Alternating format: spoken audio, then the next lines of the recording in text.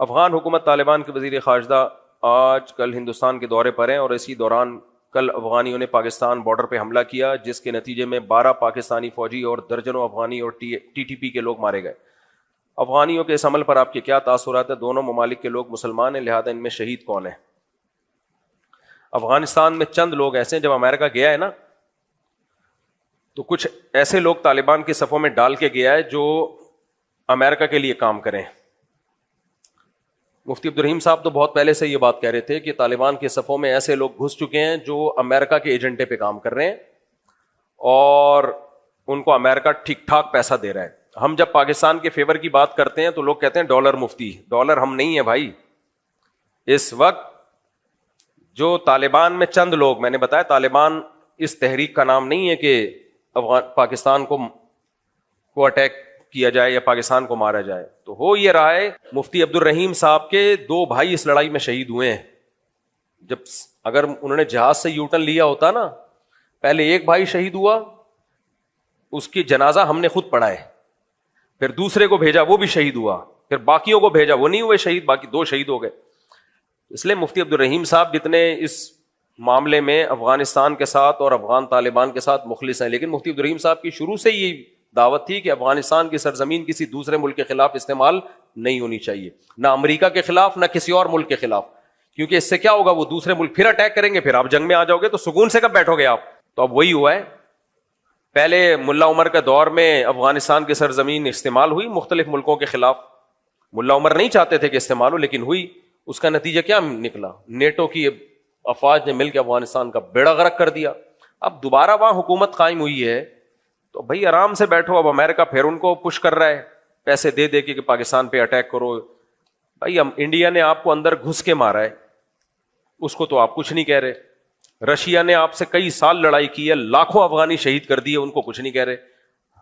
پھر پاکستان کیا کر رہا ہے؟ اب افغانیوں کے لیے بھی مسائل کھڑے کر دیے ہیں، ورنہ افغانی یہاں سکون سے رہ رہے تھے نا. ہزاروں نہیں لاکھوں افغانی، لیگل بھی اللیگل بھی. ہوا کیا ہے کہ جب وہاں سے خارجیوں کے اٹیک ہونا شروع ہوئے، وہ ظاہر ہے اٹیک افغانی لوگ کر رہے تھے، تو پھر پاکستان نے یہاں سے افغانیوں کو نکالنا شروع کر دیا. تو یہ افغانی بھی مصیبت میں آئے اور دوبارہ 2 اسلامی ملک آپس میں لڑ پڑے ہیں.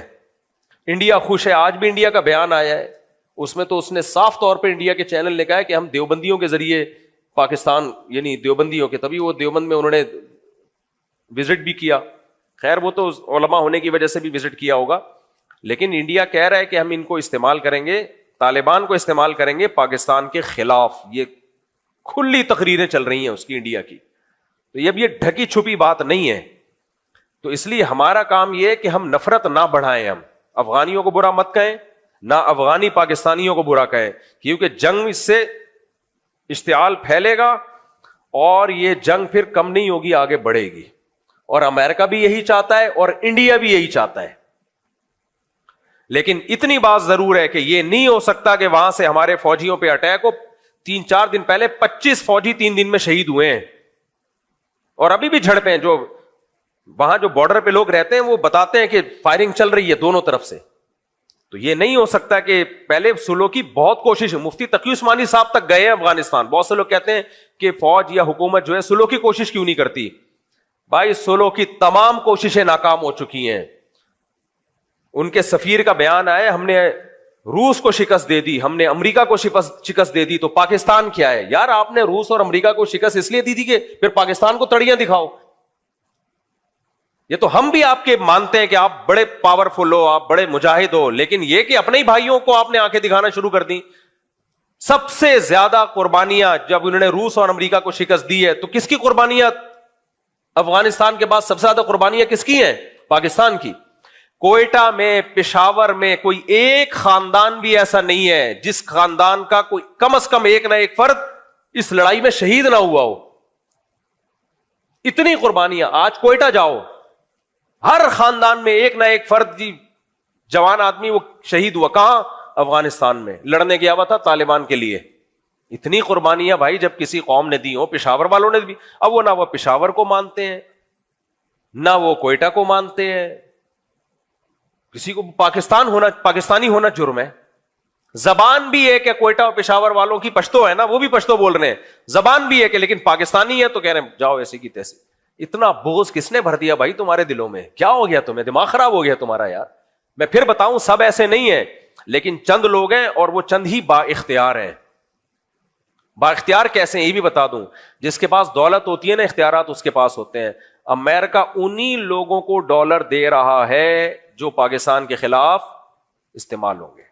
اور افغانستان اکنامکلی بہت کمزور ہو چکا ہے. یہ ہمارے کچھ مولوی بیچارے سادہ ہیں، وہ کہہ رہے ہوتے ہیں کہ نہیں بڑا اسٹرانگ، صرف ایمانداری سے ملک اکنامکلی ترقی نہیں کرتے، اس کے لیے کچھ کرنا بھی پڑتا ہے. امپورٹ ایکسپورٹ پر تو پابندی لگی ہوئی ہے، جب تک ایکسپورٹ نہیں ہوگی ملک میں پیسہ کہاں سے آئے گا، ڈالر کہاں سے آئے گا؟ تو ابھی ڈالر ان کے پاس اسی طرح آ رہا ہے، امریکہ دے رہا ہے اور کہہ رہا ہے مارو گے پاکستانی فوج کو تو میں دوں گا. اب اس فوج کو لوگ ڈالر فوج کہہ رہے ہیں. اب اگر یہ ڈالر آرمی ہوتی تو امریکہ انڈیا کے ذریعے پٹوا کیوں رہا ہوتا اس آرمی کو؟ اتنی منفیت ہے یار اپنے خلاف، اپنے ملک کے خلاف اتنی منفیت ٹھیک نہیں ہے.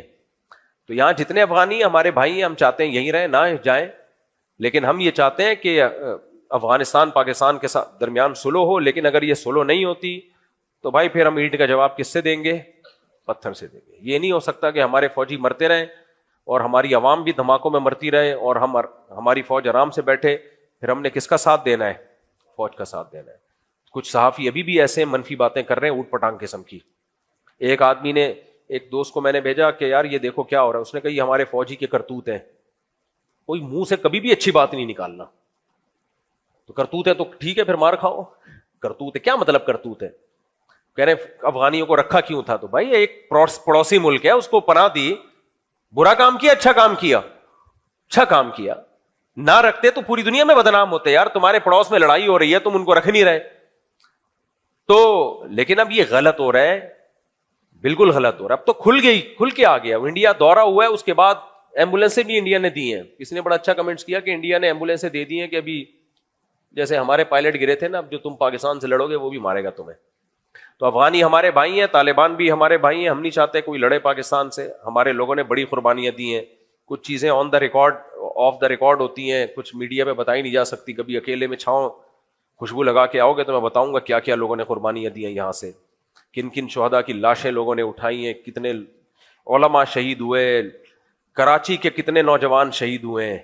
کیا ان کو ڈالر مل رہے تھے وہاں؟ شہادت پہ کیا ملتا ہے یار کسی کو؟ پنجاب کی کتنے نوجوان کٹ گئے وہاں پہ.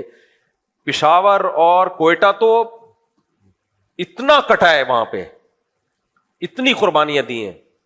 اس کے بعد دیکھو رزلٹ کیا سامنے آ رہا ہے. اچھا نہیں ہو رہا. تو پیچھے سب کے یہی ہیں، یہودی لوگ ہیں.